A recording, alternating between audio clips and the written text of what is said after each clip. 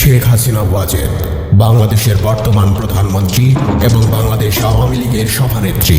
তিনি বাংলাদেশের ইতিহাসে সবচেয়ে দীর্ঘ সময় ধরে দায়িত্ব পালন করা প্রধানমন্ত্রী। হাসিনা গোপালগঞ্জ জেলার টুঙ্গিপাড়ায় 1947 সালের 28 সেপ্টেম্বর জন্মগ্রহণ করেন। তার পিতা বাংলাদেশের প্রথম রাষ্ট্রপতি শেখ মুজিবুর রহমান এবং মা বেগম ফজিলাতুন্নেসা।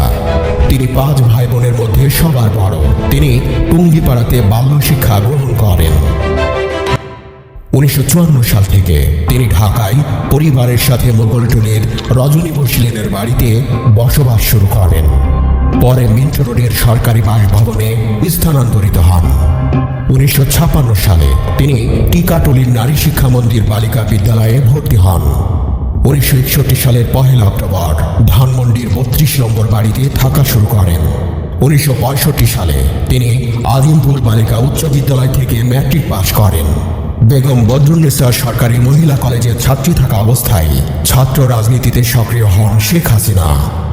1966 সালে 6 দফা আন্দোলনে অংশ নেন এবং কলেজ ছাত্র সংসদের ভিপি নির্বাচিত হন। শেখ হাসিনা 1973 সালে ঢাকা বিশ্ববিদ্যালয়ের বাংলা বিভাগ থেকে স্নাতক ডিগ্রি সম্পন্ন করেন। বিশ্ববিদ্যালয়ে থাকা অবস্থায় 1967 সালে এম এ ওয়াজেদ মিয়ার সাথে তার বিয়ে হয়। বঙ্গবন্ধু শেখ মুজিবুর রহমানের জ্যেষ্ঠ কন্যা বাংলাদেশের বর্তমান প্রধানমন্ত্রী শেখ হাসিনার বিয়ে ছিল একদমই সাদামাটায় বাহুল্য বর্জিত। 1967 সালের 17 নভেম্বর বিখ্যাত পরমাণু বিজ্ঞানী ডক্টর ওয়াজেদ মিয়ার সঙ্গে বিবাহ বন্ধনে আবদ্ধ হন শেখ হাসিনা। শেখ হাসিনা ও ডক্টর ওয়াজেদ মিয়ার বিয়ের পেছনে কোনো চমকপ্রদ গল্প নেই। তৎকালীন গড়পড়তা বাঙালি পরিবারের রীতি মেনে পারিবারিকভাবে বিয়ে হয়েছিল তাদের। রংপুরের আওয়ামী লীগ নেতা মতিউর রহমান প্রাথমিকভাবে তাদের বিয়ের ঘটকালি করেন। বিয়ের পুরো প্রক্রিয়াতেই তিনি ওতপ্রোতভাবে জড়িয়ে আছেন। লন্ডন থেকে সবেমাত্র পিএইচডি শেষ করে ডক্টর ওয়াজেদ মিয়া 1967 সালের সেপ্টেম্বরে ঢাকায় ফিরে আসেন এবং আণবিক শক্তি কেন্দ্রে ঊর্ধ্বতন বৈজ্ঞানিক কর্মকর্তার পদে যোগ দেন। এমন সময় মতিউর রহমান নিজের গুলশানের বাসায় তাকে ডেকে নিয়ে জানতে চান শীঘ্রই বিয়ে করার পরিকল্পনা আছে কিনা তার। ওয়াজেদ মিয়া জানান 3 মাসের মধ্যেই বিয়ে করতে চান তিনি। সুরুচি সম্পন্ন, অমায়িক ও সদাচার স্বভাবের মেয়ে বিয়ে করতে ইচ্ছুক বলেও জানিয়ে দেন। এর 10 দিন পর মতিউর রহমান ডক্টর ওয়াজেদ মিয়াকে আবার বাসায় ডেকে জিজ্ঞাসা করেন, তুমি মুজিব ভাইয়ের মেয়ে হাসিনাকে দেখেছ? আমার মনে হয় ওর সঙ্গে তোমাকে খুব মানাবে। প্রথমে এই প্রস্তাবে অস্বস্তিতে পড়ে যান ওয়াজেদ মিয়া, কারণ বঙ্গবন্ধু শেখ মুজিবুর রহমানকে তিনি ভাই বলে ডাকতেন। তবে মতিউর রহমান তাকে বলেন সেটা রাজনৈতিক সম্পর্ক। এ প্রসঙ্গে জানিয়ে রাখা ভালো, ছাত্রাবস্থা থেকেই ওয়াজেদ মিয়া রাজনীতি সংশ্লিষ্ট ছিলেন এবং সংগঠক হিসেবেও ভালো ছিলেন। ঢাকা বিশ্ববিদ্যালয়ের পদার্থবিজ্ঞানের ছাত্র থাকাকালে 1961 সালে তিনি ফজলুল হক হলের ভিপি নির্বাচিত হন। ছাত্রলীগের একজন নিষ্ঠাবান কর্মী হিসেবে ওই সময়ে বঙ্গবন্ধু ও আওয়ামী লীগের অন্যান্য নেতার সংস্পর্শে এসেছিলেন ডক্টর ওয়াজেদ মিয়া। মতিউর রহমানের প্রস্তাবের 2 দিন পর 16 নভেম্বর সন্ধ্যায় মতিউর রহমানের বাসায় আসেন শেখ হাসিনার মা শেখ ফজিলাতুন্নেসা মুজিব, ভাই শেখ কামাল, শেখ শহীদ ও একজন মুরব্বী। সেখানে ওয়াজেদ মিয়ার সঙ্গে শেখ হাসিনার পরিচয় ঘটে। বেগম মুজিব ওয়াজেদ মিয়াকে বলেন জেল গেট থেকে এই বিয়েতে সম্মতি দিয়েছেন বঙ্গবন্ধু।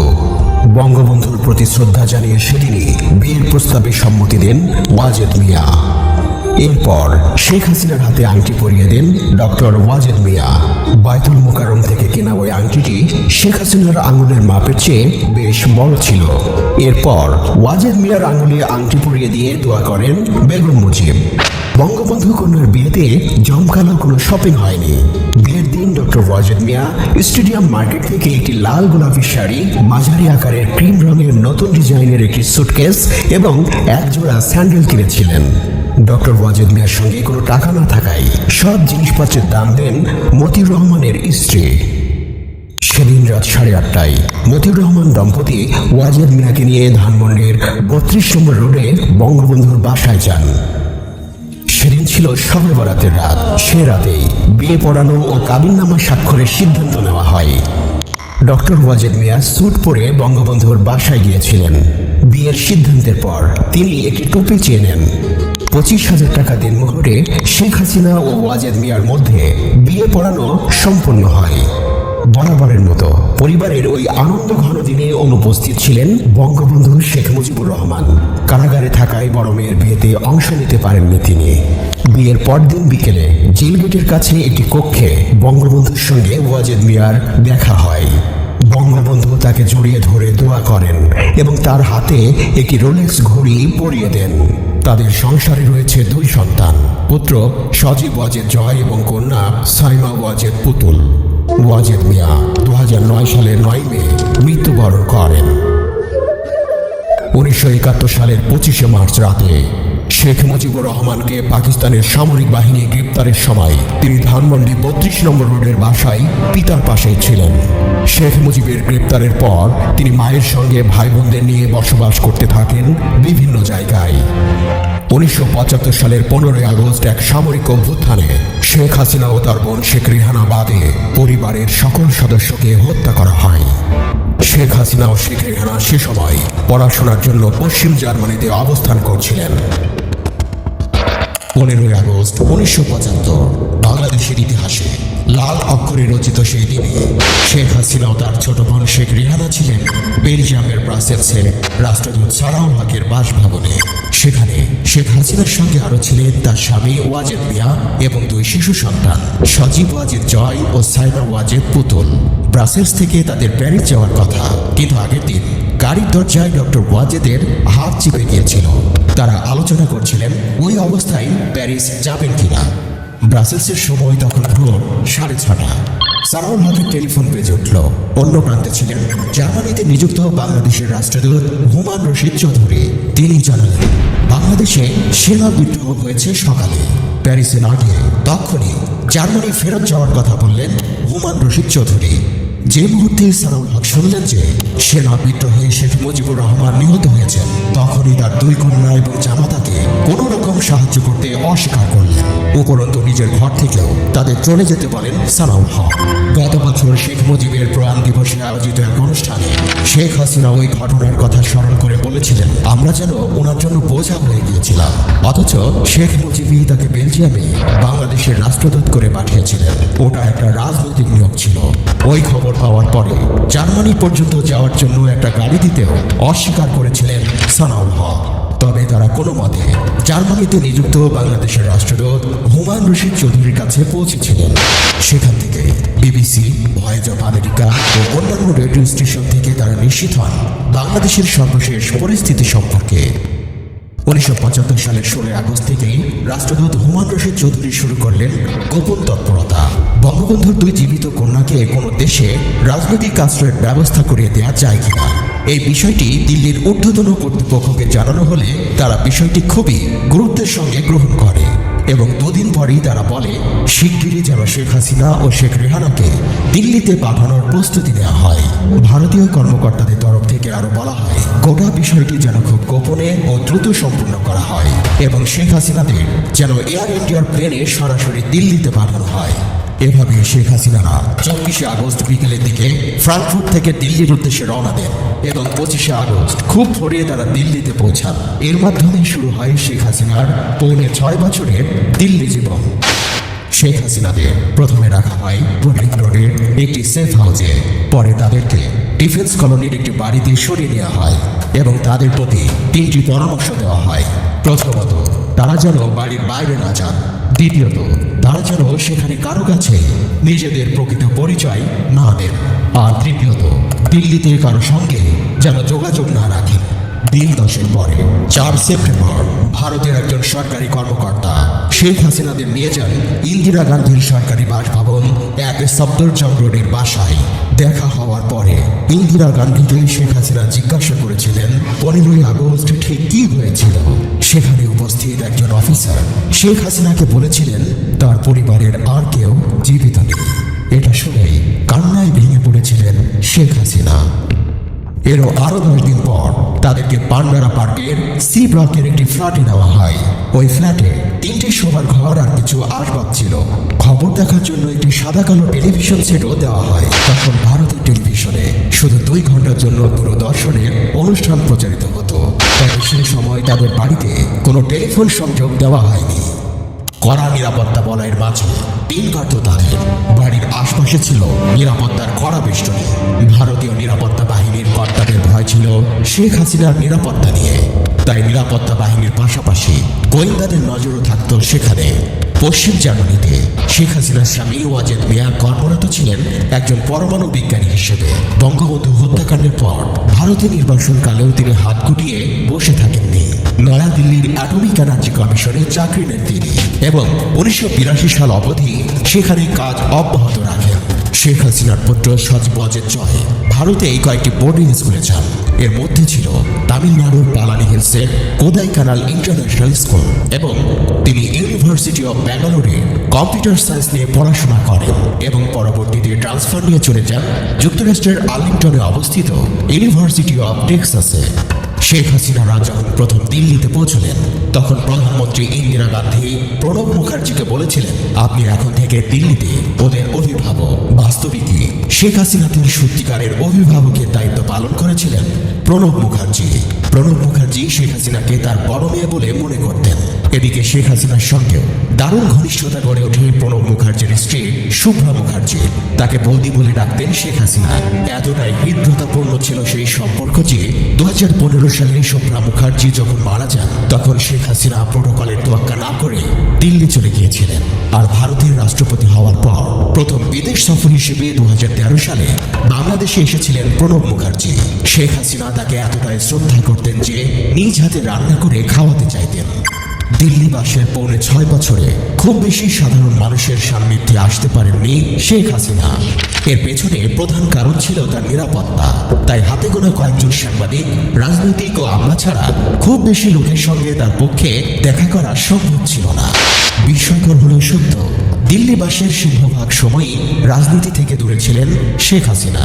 এর কারণ সম্ভবত এই যে তখন ভারতেও চলছিল জরুরি অবস্থা। তাই নিজ দেশের রাজনৈতিক অবস্থা যতই শোচনীয় হোক না কেন, ভারত সরকারের নির্দেশে ইচ্ছা থাকা সত্ত্বেও শেখ হাসিনা দৃশ্যমান কোনো রাজনৈতিক তৎপরতায় অংশ নিতে পারেননি। তবে আওয়ামী লীগের জ্যেষ্ঠ নেতারা নিয়মিতই শেখ হাসিনার বাড়িতে যেতেন এবং চেষ্টা করতেন তাকে আওয়ামী লীগের নেতৃত্ব গ্রহণের জন্য রাজি করাতে। বিশেষ করে 1979 সালে আওয়ামী লীগ নেতারা বারবার চেষ্টা করতে থাকেন শেখ হাসিনাকে বাংলাদেশে ফিরিয়ে আনার জন্য, যেন তিনি তাদেরকে নির্বাচনী প্রচারণায় সাহায্য করতে পারেন। ডক্টর ওয়াজেদ অবশ্য চাইছিলেন না যে শেখ হাসিনা ঢাকা ফিরে যান। তিনি মনে করতেন শেখ হাসিনার সরাসরি রাজনীতিতে আসা উচিত নয়। তারপরও 1981 সালে শেখ হাসিনার অনুপস্থিতিতেই তাকে সর্বসম্মতিক্রমে বাংলাদেশ আওয়ামী লীগের সভাপতি নির্বাচিত করা হয়। আরও উল্লেখ্য, দিল্লির সেই দিনগুলোতে বিশিষ্ট সাংবাদিক এল খতিব কাজ করতেন শেখ হাসিনার সহকারী হিসেবে। তিনি হু কিল্ড মুজিব এই বইটির রচয়িতা, যেটাকে মনে করা হয় শেখ মুজিবুর রহমানের সপরিবারিক হত্যাকাণ্ড বিষয়ক অন্যতম গুরুত্বপূর্ণ দলিল। দিল্লিতে কাটানো 6.5 বছরে মানসিকভাবে শেখ হাসিনা ছিলেন অত্যন্ত বিপর্যস্ত। 1975 সালের 15ই আগস্ট তার পরিবারের সিংহভাগ সদস্যের সঙ্গে যা হয়েছিল তা মেনে নেওয়া শেখ হাসিনার জন্য ছিল অত্যন্ত দুরূহ ব্যাপার। সেদিনের স্মৃতি বিভীষিকার মতো তাড়া করে বেড়াচ্ছিল তাকে। এমনকি 15ই আগস্টের ব্যাপারে বিন্দুমাত্র উল্লেখ ছিল শেখ হাসিনার জন্য বড় ধরনের ট্রিগার। তাই তার স্বামী ওয়াজেদ মিয়া তার সঙ্গে দেখা করতে আসা সকলকে বিশেষভাবে অনুরোধ করতেন তার সামনে যেন 15ই আগস্ট বিষয়ক কোনো কথাই তোলা না হয়। শেখ হাসিনার দিল্লিতে কাটানো 6.5 বছরের বিশেষ গুরুত্ব হলো ওই সময়টাকে তিনি কাজে লাগিয়েছেন নিজের মন শক্ত করতে এবং দেশে ফিরে আওয়ামী লীগের হাল ধরার প্রস্তুতি পর্ব হিসেবে। তবে শেষমেশ 1981 সালের 17 মে শেখ হাসিনা মেয়েকে নিয়ে আওয়ামী লীগের নেতা আব্দুস সামাদ আজাদ আর কোরবান আলীর সঙ্গে ঢাকা রওনা হন। ঢাকা বিমানবন্দরে প্রায় 15 লক্ষ মানুষ তাকে স্বাগত জানাতে সেদিন হাজির হয়েছিলেন। তবে এতটুকু বলাই যায়, 1981 সালের 17 মে তিনি যে মানসিকভাবে শক্তিশালী, দৃঢ় প্রতিজ্ঞ একজন ব্যক্তি হিসেবে নিজ স্বদেশ বাংলাদেশে প্রত্যাবর্তন করেছিলেন এবং পরবর্তীতে ধরেছেন বাংলাদেশের হাল, সেই অধ্যায়ের ভিত রচিত হয় তার 6.5 বছরের দিল্লি জীবনেই। আওয়ামী লীগ মোটামুটি ছন্নছাড়া হয়ে গিয়েছিল শেখ মুজিবুর রহমান নিহত হওয়ার পর। দলের মধ্যে ছন্দটাও হারিয়ে গিয়েছিল। বঙ্গবন্ধুর মতো একজন মহিরও ছিলেন যে দলের নেতা, তার অবর্তমানে তাজউদ্দিন নেই, সৈয়দ নজরুল ইসলাম নেই, অন্যান্য নেতাও নেই। ফলে আওয়ামী লীগ দলটি অগোছালো হয়ে পড়েছিল।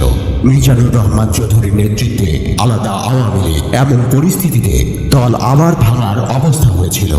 মহিউদ্দিন আহমদ এবং আব্দুর রাজ্জাকের নেতৃত্বে একটি অংশ বেরিয়ে বাকশাল নামে দল গঠন করেন। ফলে আওয়ামী লীগ একটু দুর্বল হয়ে যায়। শেখ হাসিনা কিভাবে আওয়ামী লীগের নেতা হয়ে উঠলেন সেই প্রসঙ্গ উঠে আসে তার প্রয়াত স্বামী এম.এ. ওয়াজেদ মিয়া রচিত বঙ্গবন্ধু শেখ মুজিবকে ঘিরে কিছু ঘটনা ও বাংলাদেশ বইতে। শেখ হাসিনা এবং ওয়াজেদ মিয়া যখন ভারতে অবস্থান করছিলেন তখন 1979 ও 1980 এই 2 বছরের কয়েকজন সিনিয়র আওয়ামী লীগ নেতা বিভিন্ন সময় দিল্লি যান তাদের খোঁজ খবর নিতে। এম.এ. ওয়াজেদ মিয়া তার বইতে লিখেছেন, আওয়ামী লীগ নেতা আব্দুর রাজ্জাক কাবুল যাওয়ার সময় এবং সেখান থেকে ফেরার সময় তাদের সাথে দেখা করেন। আওয়ামী লীগ নেতা জিল্লুর রহমান, আব্দুল সামাদ আজাদ, তৎকালীন যুবলীগ নেতা আমির হোসেন আমু, তৎকালীন আওয়ামী লীগের অন্যতম যুগ্ম সম্পাদক সৈয়দা সাজেদা চৌধুরী দিল্লিতে যান। তাদের সে সফরের অন্যতম উদ্দেশ্য ছিল শেখ হাসিনাকে আওয়ামী লীগের নেতৃত্ব নিতে রাজি করানো।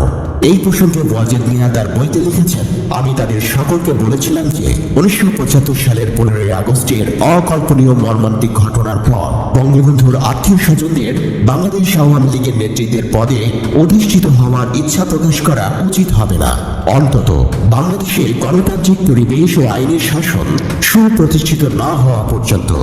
তবে শেখ হাসিনাকে তার অনুপস্থিতিতে ঘোষণা করা হয় দলের প্রেসিডেন্ট হিসেবে। তিনি আরো লেখেন, পরের দিন দিল্লিস্থ অনেক সাংবাদিক শেখ হাসিনার সাক্ষাৎকার নিয়ে পত্রপত্রিকায় বিভিন্ন বিষয়ে তার মন্তব্য ও মতামত প্রকাশ করেন। এর 1 সপ্তাহ পরে আওয়ামী লীগের ওই সময়কার শীর্ষ নেতারা যান দিল্লিতে। 1981 সালের 24শে ফেব্রুয়ারি ঢাকা থেকে আওয়ামী লীগের আব্দুল মালিক উকিল, অ্যাডভোকেট জিল্লুর রহমান, আব্দুল মান্নান, আব্দুল সামাদ, এম কোরবান আলী, বেগম জোহরা তাজউদ্দিন, স্বামী গোলাম আকবর চৌধুরী সহ বেগম সাজেদা চৌধুরী, আমির হোসেন আমু, বেগম আইভি রহমান, আব্দুর রাজ্জাক, তোফায়েল আহমেদ প্রমুখ নেতৃবৃন্দ দিল্লি পৌঁছান। তারা শেখ হাসিনার সভাপতিত্বে 28শে ফেব্রুয়ারি পর্যন্ত কয়েকটি বৈঠকে মিলিত হন। এরপর ডক্টর কামাল হোসেন ও সাজেদা চৌধুরী ছাড়া সবাই ঢাকায় ফিরে যান। এরপর মে মাসের 17 তারিখ ফেরার দিন চূড়ান্ত হয়। 17 তারিখে আওয়ামী লীগের আব্দুল সামাদ আজাদ, এম কোরবান আলী, শেখ হাসিনা ও তার মেয়ে পুতুলকে নিয়ে দিল্লি থেকে ইন্ডিয়ান এয়ারলাইন্সের একটি ফ্লাইটে কলকাতা পৌঁছান। এরপর 17 মে সন্ধ্যায় তারা কলকাতা থেকে ঢাকায় পৌঁছান। শেখ হাসিনাকে আওয়ামী লীগের সভানেত্রী করার বিষয়টি প্রথম প্রস্তাব করেছিলেন দলের অন্যতম সিনিয়র নেতা আব্দুর রাজ্জাক। মূল নেতা যাদের মনে করা হতো তারা হত্যাকাণ্ডের শিকার হন। দলও কিছুদিনের জন্য নিষিদ্ধ ছিল। দলকে পুনরুজ্জীবিত করার জন্য যখন চেষ্টা হচ্ছিল তখন বেগম তাজউদ্দিন ঐতিহাসিক ভূমিকা রেখেছিলেন। বেগম তাজউদ্দিন থানায় থানায় ঘুরিয়ে দলকে বাঁচিয়ে রাখার চেষ্টা করেছেন। 1980 সালে আওয়ামী লীগের গঠনতন্ত্র পরিবর্তন করা হয়। এরপর দলের প্রেসিডেন্ট করা হয় জোহরা তাজউদ্দিনকে এবং সাধারণ সম্পাদক হন আব্দুর রাজ্জাক। রাত 2টোর সময় এই সিদ্ধান্ত হয় আর ঠিক হয় পরদিন এ ব্যাপারে ঘোষণা দেওয়া হবে। কিন্তু পরদিন সকালে ঘটল ভিন্ন এক ঘটনা যা মোড় পাল্টে দিল বাংলাদেশের রাজনৈতিক ইতিহাসের। ডক্টর কামাল হোসেন বলেন, সকাল সকাল আমার কাছে আসেন সৈয়দা সাজেদা চৌধুরীর স্বামী গোলাম আকবর চৌধুরী। তিনি এসে বললেন, খুব ভালো কাজ হয়েছে কাল রাতে, পার্টি বাঁচিয়ে দিয়েছেন। দেখুন আরেকটা কাজ করা যায় কিনা। আপনি তো বলেছিলেন শেখ হাসিনাকে সসম্মানে আনবেন, ওকে তো নিয়ে আসার একটা সুযোগ হয়েছে, ওকে চেয়ারম্যান করে দিন না। ওর তো ক্ষমতা বঙ্গবন্ধুর ঐক্যের প্রতীক হিসেবে। এর পরের ঘটনা সম্পর্কে কামাল হোসেন বলেন, আমি বেগম তাজউদ্দিনকে বললাম। তার যে উদারতা, বলার সঙ্গে সঙ্গে তিনি বললেন অবশ্যই। বেগম তাজউদ্দিন সাথে সাথে রাজি হয়ে গেলেন শেখ হাসিনাকে চেয়ারম্যান করার প্রস্তাবে। ডক্টর কামাল হোসেন বলেন, বেগম তাজউদ্দিন সে সময় যে ভূমিকা রেখেছিলেন, তিনি যদি ওইভাবে সংগঠনকে পুনর্জীবিত না করতেন তাহলে আওয়ামী লীগের অস্তিত্বই থাকতো না। শেখ হাসিনাকে নিয়ে আসা হলো একদম স্বেচ্ছায়। বঙ্গবন্ধুর কন্যা হিসেবে এই ঐক্যটা রক্ষা করবে সে এবং আমরা তাকে শ্রদ্ধা সমর্থন সবই করব, বলছিলেন ডক্টর কামাল হোসেন। 6 বছর প্রবাসী কাটানোর পর শেখ হাসিনা যেদিন ফিরে এলেন সেদিন ছিল 1981 সালের 17 মে রোববার। এম এ ওয়াজেদ মিয়া তার বঙ্গবন্ধু শেখ মুজিবকে ঘিরে কিছু ঘটনা ও বাংলাদেশ গ্রন্থে লিখেছেন। ওই দিন বিকেলে ঢাকায় একটু একটু ঝড় বৃষ্টি হয়। যাই হোক, ঢাকায় পৌঁছে রাত 11টার দিকে হাসিনা আমাকে টেলিফোনে জানায় যে সেদিন সভাস্থল মানিক মিয়া ভিন্ন হতে তৎকালীন ঢাকা কর্মীটলা বিমানবন্দর পর্যন্ত ছিল লোকে লোকারণ্য। তিনি আরো লিখেছেন, ওই দিন তাকে সম্বর্ধনা জানানোর জন্য 10 থেকে 12 লাখ লোকের সমাগম হয়েছে বলে বিভিন্ন পত্রপত্রিকা সূত্রে বলা হয়েছে। তবে আওয়ামী লীগের নেতাকর্মীদের মতে ওই দিন ঢাকায় অরণ্য 15 লাখ লোকের সমাগম হয়েছিল। স্বামী ওয়াজেদ মিয়া শেখ হাসিনাকে পরামর্শ দিয়েছিলেন মাথা ঠান্ডা রেখে কাজ করতে। শেখ হাসিনা বাংলাদেশে ফিরে আসার সংবাদ ঢাকার বিভিন্ন সংবাদপত্রে গুরুত্ব সহকারে প্রকাশিত হয়। 1981 সালের 18 মে সোমবার প্রকাশিত বাংলাদেশ অবজারভার পত্রিকার প্রথম পাতার রিপোর্টের কিছু অংশ ছিল এমন: পুলিশের বেষ্টনী অতিক্রম করে বহু মানুষ বিমানবন্দরের টারমাকে প্রবেশ করে। এরপর আসে কাঙ্ক্ষিত সেই বিমানটি ইন্ডিয়ান এয়ারলাইন্সের একটি বই, জয় বাংলা জয় বঙ্গবন্ধু ও শেখ হাসিনাকে শুভেচ্ছা স্বাগতম জানানো গগন বিদারী স্লোগানে প্রকম্পিত গোটা বিমানবন্দর। দৈনিক ইত্তেফাকের রিপোর্টে লেখা হয়, শেখ হাসিনাকে লইয়া মিছিল শুরু হওয়ার পরপরই চারদিক অন্ধকার করিয়া ঝড় ও মুষলধারে বৃষ্টি শুরু হয়। বাসের ছাদে ও খোলা ট্রাকের লোকজন প্রায় 2 ঘন্টা কাল ধরিয়া বৃষ্টিতে ভিজিয়া দীর্ঘ পথ অতিক্রম করে। শেখ হাসিনা জনতাকে উদ্দেশ্য করে বলেছিলেন, আমি নেতা নই, সাধারণ মেয়ে, বঙ্গবন্ধুর আদর্শ প্রতিষ্ঠার একজন কর্মী। আপনাদের কাছ থেকে বঙ্গবন্ধুর সোনার বাংলা গড়ার স্বপ্ন বাস্তবায়িত করার জন্য আপনাদের নিয়ে নিরলস সংগ্রাম করে যাব। মহিউদ্দিন আহমেদ বলেন, আওয়ামী লীগের মধ্যে শেখ হাসিনার কর্তৃত্ব যতই সংহত হতে থাকুক না কেন, তরুণদের মধ্যে, বিশেষ করে ছাত্রলীগের কর্মীদের মধ্যে আব্দুর রাজ্জাকের অনুগতদের সংখ্যা ছিল অনেক বেশি। আন্দোলনের মধ্য দিয়েই কিন্তু শেখ হাসিনা দলের নেতা হিসেবে নিজেকে প্রতিষ্ঠা করতে পেরেছিলেন। ফলে দলের মধ্যেও তার অনেকটাই কর্তৃত্ব প্রতিষ্ঠা হয়ে যায় 80-র দশকে, বলেন মহিউদ্দিন আহমেদ। আপনারা জানেন দেশের কি অবস্থা। আজকে দেশে সামরিক আইন চলছে। 24 মার্চ এই দেশে নাই মানুষের কোনো মৌলিক অধিকার, নাই বেঁচে থাকার অধিকার, নাই বাক স্বাধীনতা, নাই সাংবাদিকতার স্বাধীনতা। 1982 সালে জেনারেল এরশাদের ক্ষমতায় আরোহণকে অবৈধ ঘোষণা করলেও তার দল 1986 সালে এই সামরিক শাসকের অধীনে নির্বাচনে অংশগ্রহণ করে। শেখ হাসিনা 1986 থেকে 1987 সাল পর্যন্ত বিরোধী দলীয় নেত্রী ছিলেন। পরবর্তীকালে তিনি এবং তার দল এরশাদ বিরোধী দুর্বার আন্দোলন গড়ে তোলেন ও 1990 সালে অভিন্ন রাজনৈতিক আন্দোলনের মাধ্যমে এরশাদ সরকারকে ক্ষমতা থেকে পদত্যাগ করতে বাধ্য করেন। 1991 নির্বাচনে আওয়ামী লীগ 88টি সংসদীয় আসন লাভ করে এবং প্রধান বিরোধী দল হিসেবে আত্মপ্রকাশ করে। 1991 সালে তার নেতৃত্বে আওয়ামী লীগ বাংলাদেশের তৎকালীন বৃহত্তম বিরোধী দল হিসেবে প্রকাশ পায়।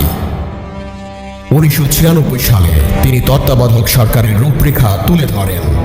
1996 সালে তার দল আওয়ামী লীগ তত্ত্বাবধায়ক সরকারের দাবিতে বামপন্থী দলগুলোর সাথে যুক্ত হয়ে বিভিন্ন রাজনৈতিক কর্মসূচির মাধ্যমে খালেদা জিয়ার বিএনপি সরকারকে তত্ত্বাবধায়ক সরকারের প্রাতিষ্ঠানিক রূপ দিতে বাধ্য করে।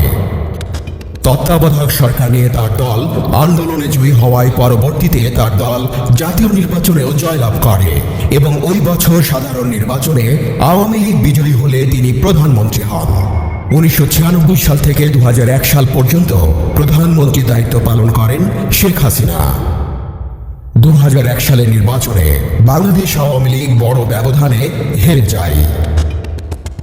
বিএনপি, বাংলাদেশ জামাত ইসলামী, নাজিবুর রহমান মঞ্জুর জাতীয় পার্টি ও ইসলামী ঐক্যজোটের নির্বাচনী জোটের কাছে 2001 সালে 1 অক্টোবরের নির্বাচনে আওয়ামী লীগ পরাজিত হয়। শেখ হাসিনা দলের এই পরাজয়ের জন্য তারই মনোনীত তৎকালীন রাষ্ট্রপতি শাহাবুদ্দিন আহমেদ, সাবেক প্রধান বিচারপতি এবং তত্ত্বাবধায়ক সরকার প্রধান বিচারপতি লতিফুর রহমান ও প্রধান নির্বাচন কমিশনার এম এস সাইদকে দায়ী করেন। 2004 সালের 21 আগস্ট ঢাকায় এক জনসভায় বক্তৃতা দানকালে গ্রেনেড হামলায় এই নেত্রী অল্পের জন্য প্রাণে বেঁচে যান।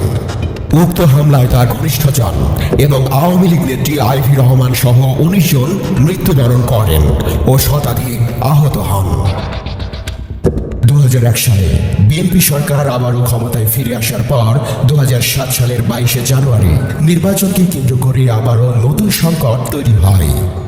আওয়ামী লীগের অভিযোগ ছিল নিজেদের পছন্দ মতো সদ্য অবসরপ্রাপ্ত প্রধান বিচারপতি KM হাসানকে তত্ত্বাবধায়ক সরকার প্রধান পাওয়ার জন্য সুপ্রিম কোর্টের বিচারপতিদের অবসরের বয়সসীমা বাড়িয়ে দেওয়া হয়েছে।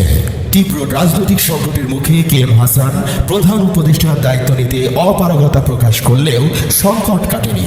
তখন রাষ্ট্রপতি ইয়াজউদ্দিন আহমেদ নিজেই প্রধান উপদেষ্টার দায়িত্ব নেন এবং এতে সংকট আরও ঘনীভূত হয়।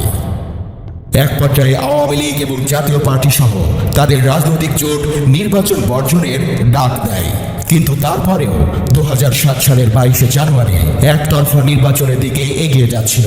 এ নিয়ে আন্দোলন ও সংঘাত আরও তীব্র হয়।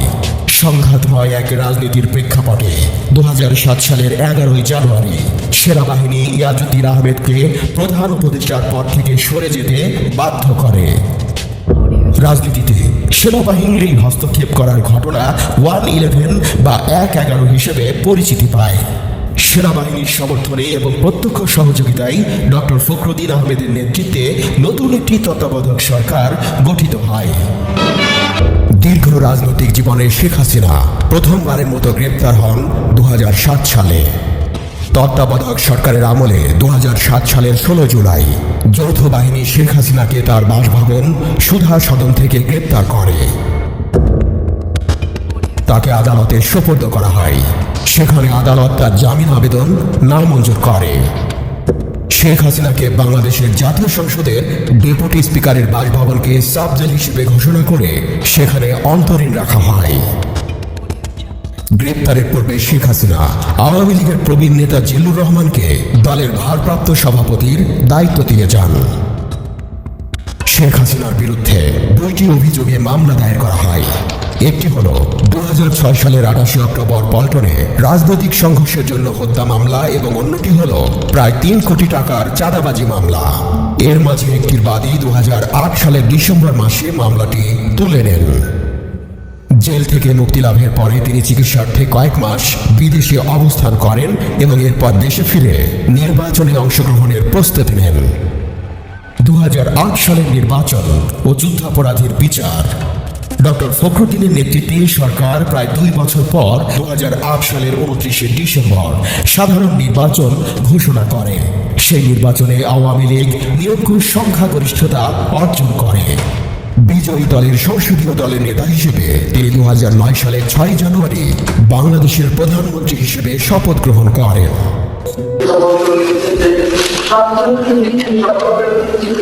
আমরা যদি একটু ট্রিক খেলতাম তাহলে উনিও বিরোধী দল নেতা হতে পারতেন, তখন এর সাথে বসতেন।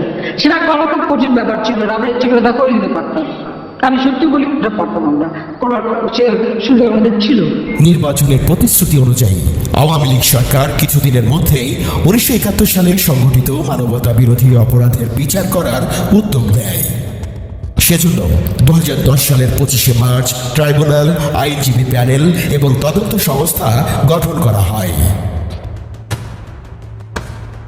ইতোপূর্বে 7ম, 8ম এবং 9ম জাতীয় সংসদ নির্বাচন নির্দলীয় তত্ত্বাবধায়ক সরকারের অধীন অনুষ্ঠিত হয়, কিন্তু 9ম জাতীয় সংসদ নির্বাচনের পূর্বে ডক্টর ফখরুদ্দিন আহমেদের নেতৃত্বাধীন তত্ত্বাবধায়ক সরকার করতে নির্ধারিত সময়ের চেয়ে বেশি সময় ক্ষমতা ধরে রাখা এবং রাজনীতিবিদ ও ব্যবসায়ীদের বিরুদ্ধে দুর্নীতি দমনের নামে মামলা ও নির্যাতনের অভিযোগ এবং বাংলাদেশ সুপ্রিম কোর্টে ব্যবস্থা অবৈধ ঘোষণা করায় প্রভৃতি কারণে সরকার তত্ত্বাবধায়ক সরকার ব্যবস্থা গণপ্রজাতন্ত্রী বাংলাদেশের সংবিধানে 15 সংশোধনী বিল পাশের মাধ্যমে তত্ত্বাবধায়ক ব্যবস্থা বাতিল করা হয় এবং 10ম জাতীয় সংসদ নির্বাচন অনুষ্ঠিত হয়। নির্বাচনকালীন সর্বদলীয় সরকারের প্রধানমন্ত্রী শেখ হাসিনার নেতৃত্বে 10ম জাতীয় সংসদ নির্বাচন অনুষ্ঠিত হয়। তত্ত্বাবধায়ক সরকার ব্যবস্থা ফিরিয়ে আনার দাবিতে বিএনপি এবং তাদের সমমনা রাজনৈতিক দলগুলো রাস্তায় আন্দোলন করলেও তাতে খুব একটা সুবিধা করতে পারেনি। এ সময় বিএনপির নেতৃত্বে রাজনৈতিক জোট নির্বাচন বর্জন করে। 2014 সালের 5 জানুয়ারির এই নির্বাচন অনুষ্ঠিত হয়। শেখ হাসিনার নেতৃত্বাধীন আওয়ামী লীগ ও স্বতন্ত্র সহ 17টি দল নির্বাচনে প্রতিদ্বন্দ্বিতা করে। এই নির্বাচনের 300টি আসনের মধ্যে 154টি আসনে বিনা প্রতিদ্বন্দ্বিতায় প্রার্থীরা বিজয়ী হওয়ায় নির্বাচনটি নিয়ে বিতর্কের সৃষ্টি হয়।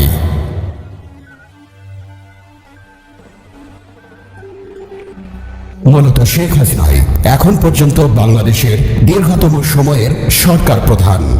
2009 সালের 6 জানুয়ারি দ্বিতীয়বারের মতো, 2014 সালের 5 জানুয়ারি তৃতীয়বার এবং 2018 সালের 30 ডিসেম্বরের নির্বাচনে বিজয়ী হয়ে চতুর্থবারের মতো প্রধানমন্ত্রী হিসেবে শপথ নিয়ে এখনও সরকার প্রধান হিসেবে দেশ শাসন করছেন শেখ হাসিনা।